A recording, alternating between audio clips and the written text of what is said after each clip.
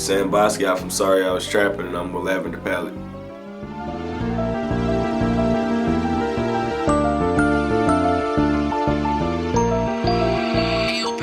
It's the first time somebody ever asked me that. So my real name is Sam, and I got Basquiat from the artist Jean-Michel Basquiat. He's one of my favorite artists. Tatted up right there on my leg. And Basquiat is one of my favorite artists just because of what he accomplished in his short amount of time here. You get what I'm saying, on Earth. From painting with Andy Warhol to being with Madonnas, and you know, he was like that really modern day rock star, but for an artist, because he wasn't rapping, he wasn't, you know what I'm saying, he wasn't in that type of crowd. He made his own lane, did his own thing. I think still to this day he has the highest painting ever sold by a black artist, so that's crazy. It was like 99 million or 100 million, something like that, just for one painting. So it just, I feel like there's no limit to it, you know, and he's inspired so much around the world that people see it and don't even realize it. Like the crown everybody be doing that be looking like that and shit, like that's his shit, you feel me? A lot of the graffiti, early on graffiti and stuff like that, like he inspired the whole world. So that's kind of just like my way of paying homage to him. Because before I made clothes, I was a tattoo artist. I used to paint, stuff like that. So that's where it came from. No, I ain't never did the tattoo on myself. I got a lot of tattoo artist homies, you feel me? From LA to, you know, down in Atlanta, Miami, here, you know. So I get tatted everywhere. I've been getting tatted for a long time. It's really like, it's popping in the fit. A ski mask for real. Oh, okay. But I ordered it online. I'm not gonna lie, I don't know whose brand it is, but it was sweet, so I just grabbed it. I got this shit like last year.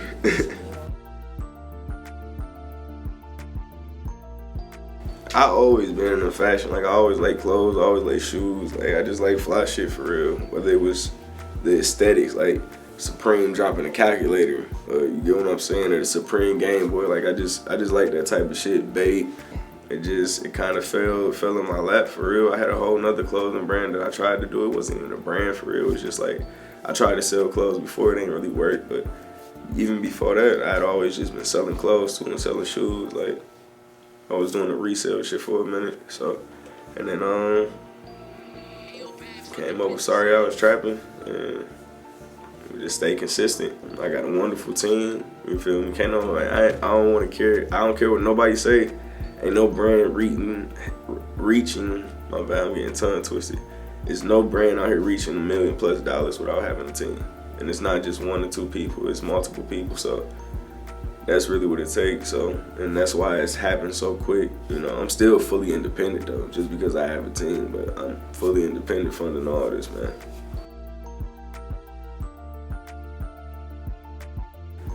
For sure, I say that, and it's also like you gotta have a purpose with it. The first brand, it wasn't really no purpose. I was just trying to sell clothes. You know what I'm saying? I was putting my art, like I was tattooing at the time, so I was just taking designs that I was doing and putting it on clothes, and it wasn't really selling at the time. And it's like you gotta change it up a little bit. You put a little different meaning behind it. People gotta really relate to it. Like it's, I'm not lying. I done had old women literally come to me crying, like. It sounds crazy, but she like, that angel on the back of your hoodie, like we dropped a hoodie, it was like a brown skin angel on the back. She was like, it was like the 2-year anniversary that her daughter had died. And she was literally sitting in the car crying. This is in my old apartment in LA. I'm getting ready to walk in the crib, she run down on me. I'm like, you feel me? I'm low-key tweaked out, cause you know how LA is late as hell at night. And the security guard's like, bro, I don't know what you got going on or who you is, but like, she been sitting in the car for hours. I've been trying to get her out the car for hours. She been sitting there crying. She literally was like, I love that hoodie. Like, it just made me, you know, think about my daughter in like such a less painful way, whatever, how she put it. Like, I swear to God. And she was like, I want to buy a hoodie. I gave her a hoodie for free. But like, I've experienced so much different stuff with this brand, like outside of clothes. And when you really touch people and put stuff out that's got purpose and means something to you instead of just trying to go viral all the time, it may take longer, it may, you know, be a lot more trial and error, but is gonna hit. You're gonna build a real fan, real core base, cult following. That's what I'm trying to do at the end of the day. I ain't trying to be here and gone tomorrow. If money is your only reason for doing this, you ain't gonna go far. Cause you gonna take anything that get thrown your way. You gonna sell yourself short, just get a couple dollars. Like, you gotta be in it for the long haul. I done spent $600,000-$700,000 on this shit. Real talk, out of my pocket. Like, I ain't got no rich parents, no rich family members. You gonna really, what you put in is what you gonna get. I done already made enough to be able to take care of me, my family, and people around me right now. But that's just, right now, we still building a business. Like, I'm gonna be around 5, 10, 15 years from now with this shit. And I'm gonna have a whole nother brand I'll be working on too. But this still gonna be something that's here for generations. Cause it's like, every time a kid turn 14 years old and he listening to trap music, just like we all did coming up, he's gonna be buying this brand. And once whether he's taking it on the street term or his legal term, or he play basketball, football, or he's an artist, whatever trapping is to him or her, they gonna gravitate towards this just like everybody else do. So it's gonna be something that's gonna be here for forever. So that's what I'm really doing this for.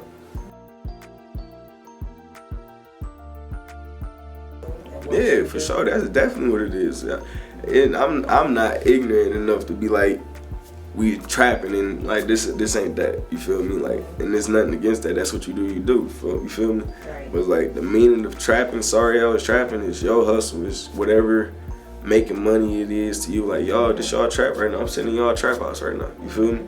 Like, people at McDonald's trapping, people on the news, people like whatever your job, your occupation is to take care of your family, that's your version of trapping. I got doctors, lawyers, police officers wearing this shit. I swear to God.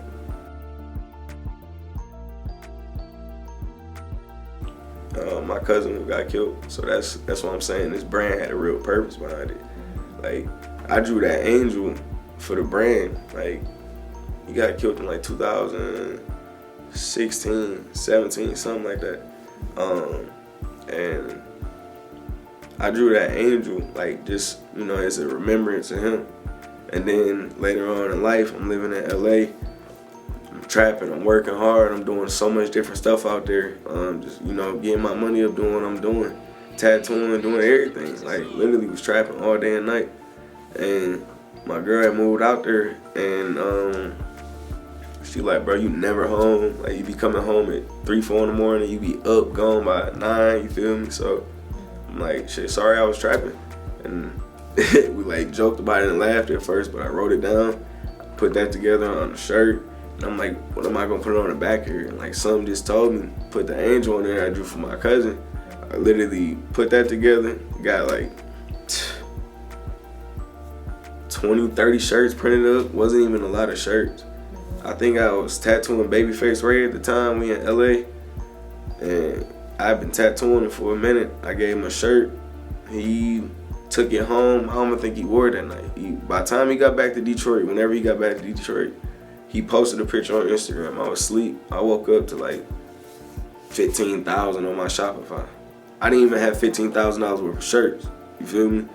And like, Face was on the come up at the time when he was doing his run and shit early on. So it was like, it should be about staying consistent. It's like, I could have got happy and took that money and blew it, and like a lot of motherfuckers would have, but I took that money, I bought all them orders, shipped all them people their stuff out, reinvested it. Literally the next day, I'm doing a photo shoot with Sada Baby, Skilla. It's Sada run, like Skilla's still super young, you feel me? Like, this Sada run at the time, he do a photo shoot literally like the next day. We post that, we do like another 10, 15,000. It was like 30,000 literally in 2 days. I'm like, hold on, bro, what the fuck going on? Like, you know what I'm saying? Like, nigga done made that type of money before, but they had to do a lot of other shit. Like, I'm like, bro, we got something here. And that was literally something that I had put together for my cousin, and something that I was doing in my real everyday life. And it's like, them people I was able to reach out to early on, they respected my hustle, they respected my grind. It wasn't even just from the clothes. Like, niggas outside, anybody that know me, that's been around me, seen me, or know of me, know me from being outside hustling, bro. I'm a hustler. That's all it is to it. 2-3 months after that, we in a W parking lot in LA, and it's the pandemic now. Everybody in Cali, everybody in W. Ray called me like, pull up. I literally made like $50,000 in that parking lot. Wow. Out my trunk of my car. Person. Oh God. I'm not making this shit up. Literally 2-3 days back to back, I'm pulling up to the W, slamming. Like, I'm that night of, I'm selling out. I'm calling my manufacturer like, hey bro, go turn the shop on, print some more motherfucking shirts right now. I'm going to get them bitches in the morning. I'm pulling back up to the W at night, slapping out again, doing the same shit for like 3 days straight. It's like months later, I just, I stayed consistent. I did a pop-up at Cookies. And no clothing brand ever did a pop-up at Cookies until I did that shit. Nah, everybody doing it. You feel me? I'm the youngest black person to ever have a weed strand of Cookies too. That's a fact. When stuff really took off, like for real, cause like the 20,000, 50,000 and shit like that, that's cool, but that's not like real empire money. It's just real, that's good money, don't get me wrong.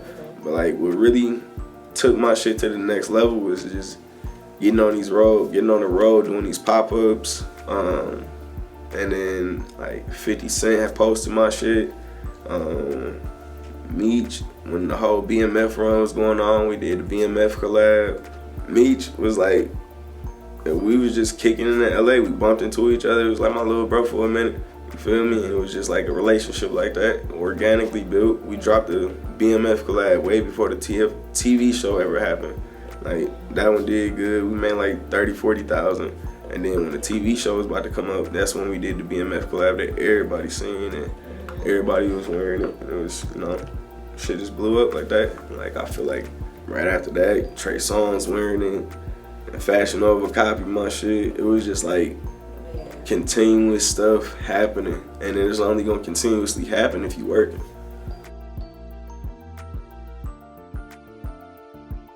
I am the creative director behind the brand, but I have about 5-6 different graphic designers. So it may be an idea that comes from my head, or it may be an idea that comes from his or her head, and we all in the group message, you feel me? Everybody's creatively equal and got their own intuitive input, you feel me? So, and that's what not having an ego problem or being too prideful gets you. Because I know people that's way too prideful and egotistic, and to listen to what somebody else got to say, because I might come up with some shit, my niggas might tell me, like, my nigga, that's whack. And it's okay for them to tell me that. I'm not going to be like, oh, no, I'm not fucking with you no more. Like, no. I'd rather my mans keep it 100 with me, because if I tell him, like, yo, you got to come harder, he going to respect it. You get what I'm saying? So you can't have no ego. I mean, you got to have ego, but you can't have too much ego in this.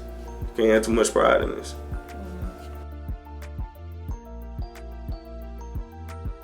Me and Paradox about to do a collab. That's a brand out of Philly.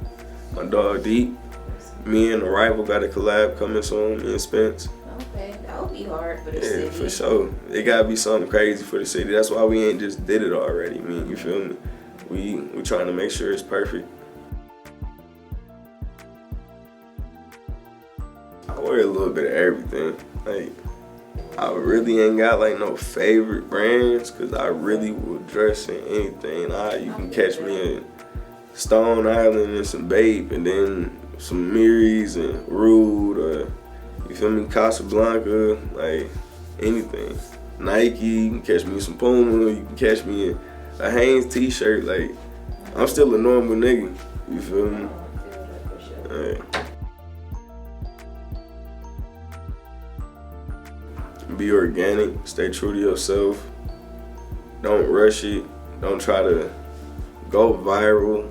And one of the main things I'm gonna put out there and say, and it's probably how a lot of people thought about me at a point in time when I had to grow out of it. It's cool to have confidence in you, but don't come in the game or a couple months in the game or even a year in the game and start comparing yourself to people that's like really putting in work in this shit, you feel me? That's really, I ain't gonna say disrespectful, but like, you gotta put your work in, and I really had to learn that myself. So it's like, motherfucker, like, you might be lit right now, but your season might be over by fall. You know what I'm saying? This fashion shit for real. one shirt ain't gonna last, one hat ain't gonna last. Like, you gotta keep coming with this shit.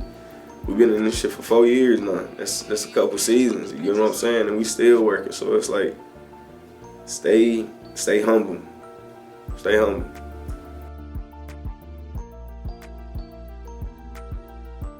I feel like it's no pressure. Fresh. I don't feel like it's no pressure. Okay.